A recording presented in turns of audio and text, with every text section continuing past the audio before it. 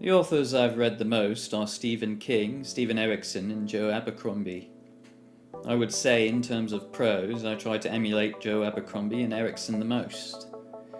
But I've read a lot of stuff over the years, so I feel like my voice is unique enough. My friends say the Abercrombie influence is quite apparent. A big part of that is humour, but not the type of humour I typically see in web novels, which typically consist of fish-out-of-water moments or meta-humour, being aware of genre tropes or rules that a real lived-in point of view shouldn't be aware of. I enjoy in-character humour the most. Not to say web novel authors don't do this, but I often find the humour lacking in what I read online, which always pushes me back to traditionally published novels. So, what is my in-character humour like?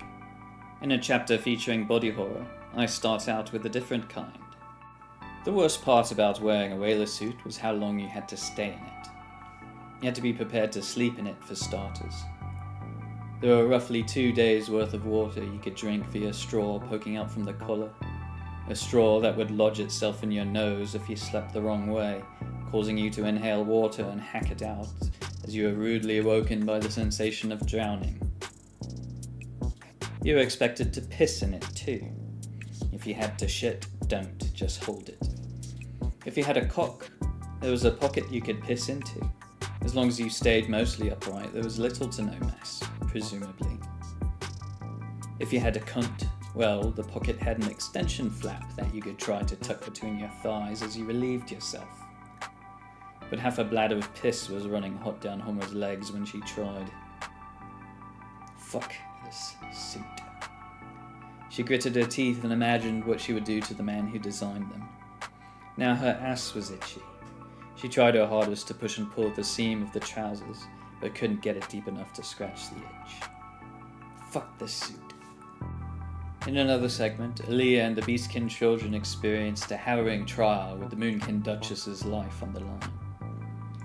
The next chapter gives them some room to breathe, and then I drop this line.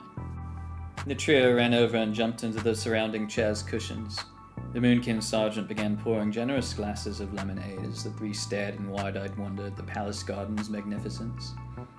"That one looks like an owl," exclaimed the Inari boy, pointing at a freshly trimmed hedge in the distance. It was a lopsided oval like an egg, with the slim point facing down and ending in 2 tree trunks. The back tuckered out into a tail like the end of a lord's coat, while the upper front flattened into 2 discs, each set with a wreath of yellow flowers surrounding a black hollow center. Just beneath was a wood burl sculpted to a curved point.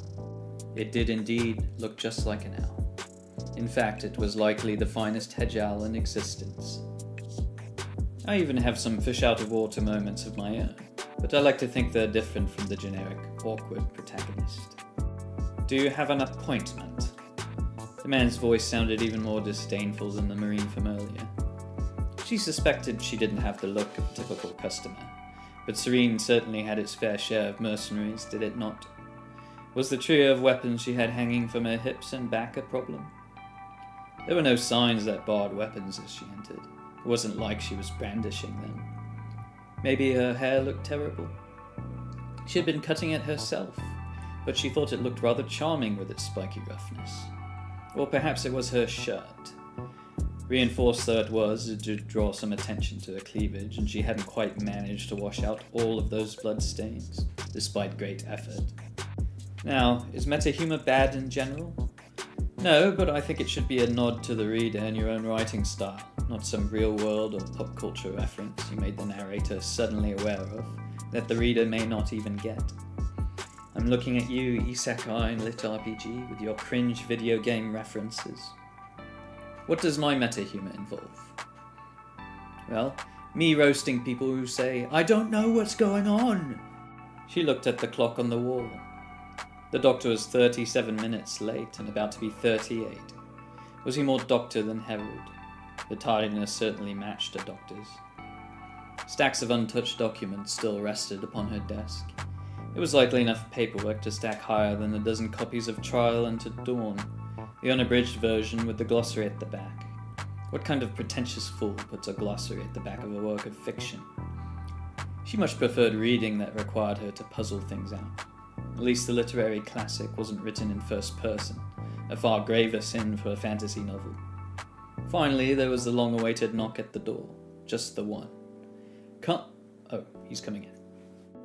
I suppose I snuck in an extra meta joke there. Also, don't worry first-person point of view authors, I'm just jealous that I can't do what you do.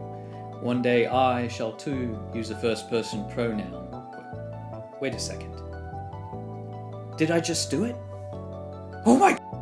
I can't resist the old trope of subverting audience expectations.